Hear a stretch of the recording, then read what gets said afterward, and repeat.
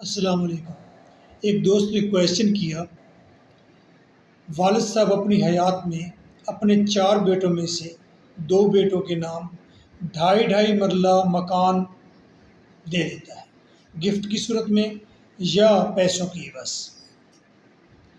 वालिद साहब की जब डेथ होती है, क्या बाकी बहन भाई कोर्ट में ये क्लेम कर सकते हैं कि जो प्रॉपर्टी वालिद साहब अपनी हयात में 2 भाइयों के नाम कर गए, वो प्रॉपर्टी भी वापस ली जाए भाइयों से और फिर सबको बराबर तकसीम किया जाए?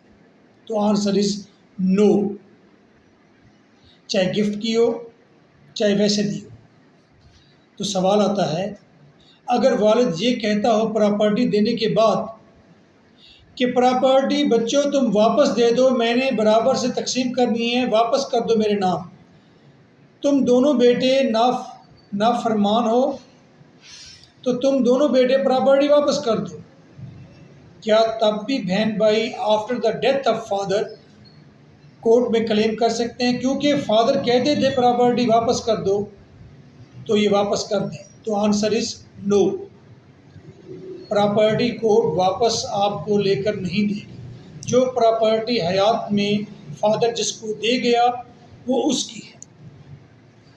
अब दूसरा तकाजा है इखलाकी। बहन भाई कहते हैं, भाई देखो इखलाकी तकाजा है, बराबर में तकसीम करो। वो शख्स इखलाकी तकाज़ों को पूरा करते हुए अगर प्रॉपर्टी बहन भाइयों में वापस ले आता है और बराबर तकसीम करता है तो ये उसका बड़ापन है। लेकिन वो 2 भाई ये भी क्लेम कर सकते हैं, अगर सारी प्रॉपर्टी आपने बराबर तकसीम करनी है तो मेरी बहनों, प्यारी प्यारी बहनों, जो 10-10 तोले आपको वालिद ने गिफ्ट दिया था जहेज़ की मद में, जहेज़ तो इस्लाम में है नहीं, तो वो वैसे दिया था आपको हिंदुआना तरीके से, वो भी घर से ले आओ, इधर रख दो।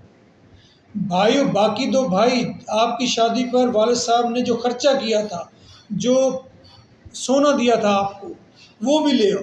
फिर वालिद की जितनी भी प्रॉपर्टी, चाहे वो गाड़ी की सूरत है, चाहे सोने की सूरत है, चाहे वो मकान की सूरत है, चाहे वो बैंक अकाउंट की सूरत है, सारी की सारी आके इकट्ठी करो और फिर इसे तकसीम करो। और मुझे यकीन है हर कोई अपना हिस्सा उठाएगा और भाग जाएगा। सुनाई सफी, क्योंकि जो फरमान नीली छतरी वाले का है वही ठीक है। अगर कोई और क्वेश्चन हो तो रेज कर सकते हैं। आगे लाभ से।